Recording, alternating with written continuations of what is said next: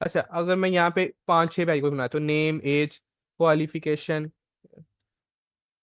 Qualification, ठीक है, और मैं क्या कर लेता हूँ, सिटी कर लेता हूँ, और मैं क्या करता हूँ, सिटी, और क्या हो सकता है, ग्रेड कर लेता हूँ, डिग्री कर लेता हूँ। तो ये मल्टीपल मेरे यहाँ पे पैरामीटर हो गए, ठीक है। और मैं यहाँ पे my name is name and my age is this, and my qualification is, qualification वाला वेरिएबल यहाँ पे आ जाए, एंड माई, हो, and my city is, city वाला वेरिएबल यहाँ पे आ जाए, और इसको आर जी का नीचे ले आते हैं, and my city is, and my city भी आया, grade, grade is, grade is, ये आ गया, एंड माई डिग्री इज, ठीक है। तो मैंने ये सारा वेरिएबल बना दिया, यहाँ पे आके उनको वैल्यूज दूंगा। अब देखिए ये सारा हेक्टिक, हमें ये याद रखना पड़ेगा कि यहाँ पे पहले मुझे नेम देना है, फिर मुझे एज देनी है, फिर मुझे क्वालिफिकेशन देनी है, फिर मुझे सिटी देनी है, फिर मुझे ग्रेड देना है, फिर मुझे डिग्री देनी है। अगर मैंने इसमें से भी कोई आगे पीछे कर दिया एक भी, तो ये सारा मेरा खराब हो जाएगा। माई नेम इज क्या आ जाएगा, मेरी एज आ जाएगी फॉर एग्जाम्पल, या माई नेम इज क्वालिफिकेशन आ जाएगा। मैं करके देखता हूँ, फॉर एग्जाम्पल मैं यहाँ पे क्वालिफिकेशन लिखता हूँ, BSc लिख देता हूँ, ठीक है, वैसे है नहीं मेरी ये। फिर मैं एज लिख देता हूँ, एज तो यहाँ पे एज सेकंड पे ही है। फिर मैं ग्रेड लिख देता हूँ A+, A+ लिख देता हूँ, तो A+ लिख दिया, A+ वैसे है नहीं, A+ ग्रेड लिख दिया। सिटी में लिख देता हूँ लाहौर, लाहौर सिटी लिख दी। और और क्या था, डिग्री होगी, नेम लिख देता हूँ फिर यहाँ पे, नेम। फिर मैं अपनी एज लिख देता हूँ, अब देखते हैं क्या होता है। अच्छा, डिग्री दी नहीं है, वो बता रहा है भैया आपने ऊपर ज्यादा दी है, डिग्री नहीं दी। 1 2 3 4 5 6, 6, 1 2 3 4 5, हमें नीचे 5 दिए, उन्हें एक चीज कम की है, grade, city, qualification, age, name, कुछ भी रख देते हैं यार, एक और कुछ भी रख देते हैं, उसे लिख देता हूँ यार, ठीक है। तो अब इसको रन करते हैं।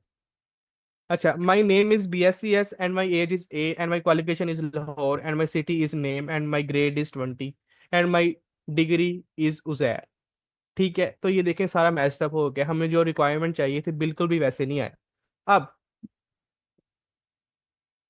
जी जी, वो शो हो रहा होता है, लेकिन हर जगह शो नहीं होता, यहाँ पे शो कर रहा है, ये आपका ये क्या उसका नेम है, VS कोड शो कर रहा होता है, लेकिन वैसे शो नहीं होता अगर आप दूसरे आईडीज के अंदर काम करोगे, ठीक है।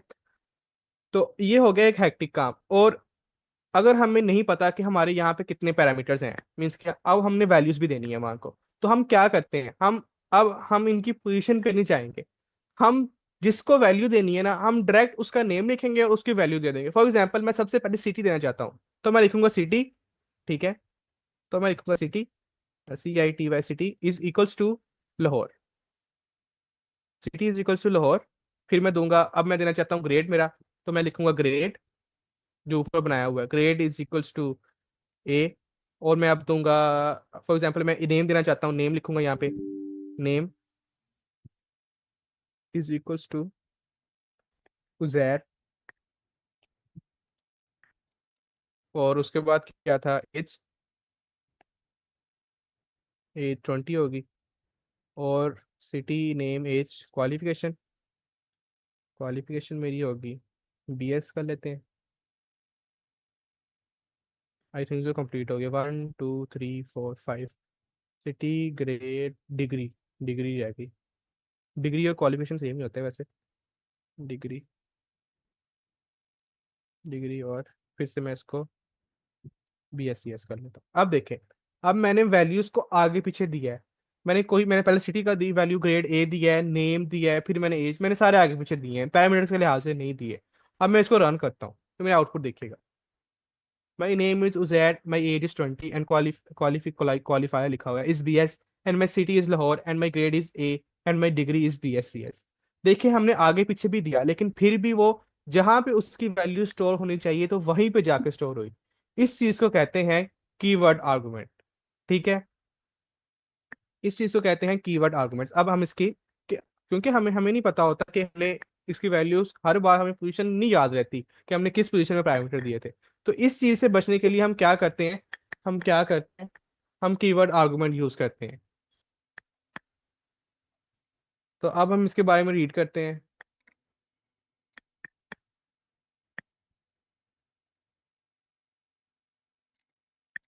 Keyword argument is argument pass to a function और method which is preceded by a keyword, के ये कीवर्ड से प्रीसीडेड होता है कि जिस वेरिएबल को आप वैल्यू देना चाहते हो उसका नेम लिखो and an equal sign to it. The order of keyword argument with respect to another keyword argument does not matter, कि यहाँ पे ऑर्डर मैटर नहीं करता, because the values are being explicitly assign, कि वैल्यू एक्सप्लिसिटली असाइन हो रही है, कि जिसके वेरिएबल जिस वेरिएबल का वैल्यू दोगे वो उसी को जाके साइन होगी, किसी और को जाके साइन नहीं होगी। ठीक है, हमने ये करके भी देख लिया है। अब ये इन तीनों आर्गुमेंट पे कोई मसला, डिफॉल्ट आर्गुमेंट, पोजीशन आर्गुमेंट और कीवर्ड आर्गुमेंट। डिफॉल्ट में क्या था कि हम डिफॉल्ट वैल्यू दे देते हैं, अगर यूजर ना भी दे तो भी हमें एरर ना दे, हम डिफॉल्ट वैल्यू पीछे दे देते हैं कि हमारा कोड चलता रहे। पोजीशन में क्या था कि हमने जिस तरीके से पैरामीटर लिखे हैं हमें उसी तरीके से वैल्यूज देनी होंगी। अब इस पोजीशन आर्गुमेंट के एरर से बचने के लिए हमें कीवर्ड आर्गुमेंट मिल गया कि हमने पोजीशन का नहीं ध्यान रखना, हमने जो वेरिएबल की जब वैल्यू देना चाहे हम वो दे, है ना। तो हम पोजीशन का ध्यान रखने की कोई जरूरत नहीं है, तो हम कीवर्ड आर्गुमेंट यूज करेंगे। ठीक है। अगर अब चौथा है वेरिएबल वेरिएबल आर्गुमेंट। एक्सप्लिसिटली से मुराद होता है कि जिस वेरिएबल को वैल्यू दोगे उसी पे जाके वो वैल्यू स्टोर होगी, एक्सप्लिसिटली, यूनिकली, हर वो उसी में जाके वैल्यू स्टोर होगी। ठीक है, वो किसी और वेरिएबल में जाके स्टोर नहीं होगी।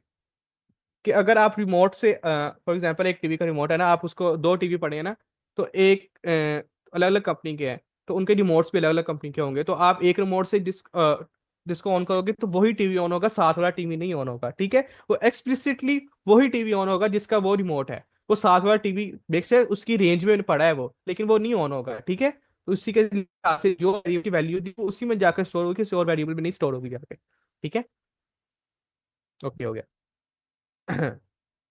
डिफरेंस बिटवीन कीवर्ड, इनके डिफरेंस भी पढ़ लेते हैं। अच्छा, these are pass in the order they are defined the function, कि ये उसी ऑर्डर में पास होते हैं जिस तरह आपने फंक्शन में डिफाइन किए हैं। द पोजीशन मैटर्स, कि यहाँ पोजीशन मैटर करती है। So the first argument correspond to the first parameter and the second to the second and so on, कि यहाँ पे पोजीशन आपकी मैटर करती है। These are pass using the parameter name explicitly, कि आप पैरामीटर का नेम दे के यहाँ पे वेरिएबल पास करते हो, हर वेरिएबल का नेम देते हो फिर वैल्यू देते हो। The position does not matter, कि इस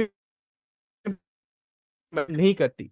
each argument is assigned to its corresponding parameter by name, कि हर हर आर्गुमेंट खुद ब खुद उसके पैरामीटर को बाय नेम असाइन हो जाता है। ठीक है, अब चलते हैं आर्बिट्रेरी कीवर्ड आर्गुमेंट। अच्छा, आर्बिट्रेरी कीवर्ड आर्गुमेंट क्या होते हैं? फॉर एग्जाम्पल, अगर हमारे पास एक सिनेरियो है, अब मैं इसको खत्म करता हूँ। अगर हमारे पास एक सिनेरियो है, हमें नहीं पता कि हमने यूजर से ना इनपुट लेनी है। अब हमें नहीं पता कि यूजर्स ने कितनी, फॉर एग्जाम्पल हम करके दिखाऊं, ऐड का ऐड का फंक्शन है ये, मल्टीप्लाई साइन करके और return sum of A at 1। देखिए, 1। अब हमें ना पैरामीटर्स की ना वैल्यू नहीं पता कि यूजर वैल्यूज कितनी देगा। अब हमारी रिक्वायरमेंट ये है कि यूजर जितनी वैल्यूज देता रहे उनको प्लस करते रहो, यूजर जितनी वैल्यू देता रहे उनको प्लस करते रहो। एक दे तो उसे एक ही रिटर्न कर दो, अगर वो दो दे उसे दो रिटर्न कर दो, अगर वो तीन दे तो उसे तीन रिटर्न कर दो। मीन्स के मैं अगर यहाँ से अभी 1 दे रहा हूँ, ठीक है, अब मैं यूजर हूँ ना, तो मैंने अभी फंक्शन को कॉल किया और उसको 1 दे दिया, तो मुझे क्या रिटर्न करेगा देखते हैं, इसको प्रिंट करवाते हैं। प्रिंट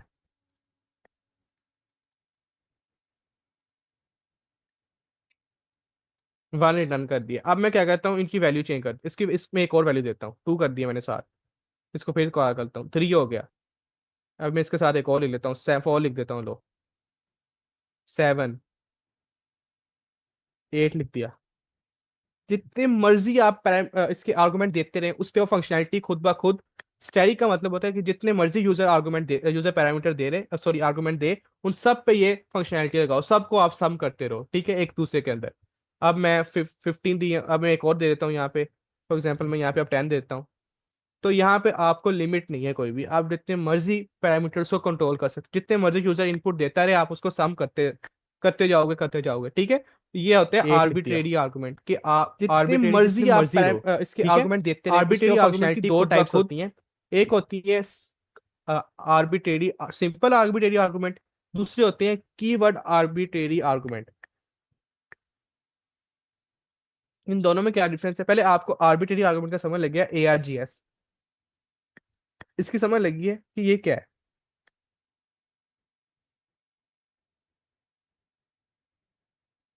यस, अच्छा, इसकी समझ लगी ना ये क्या है?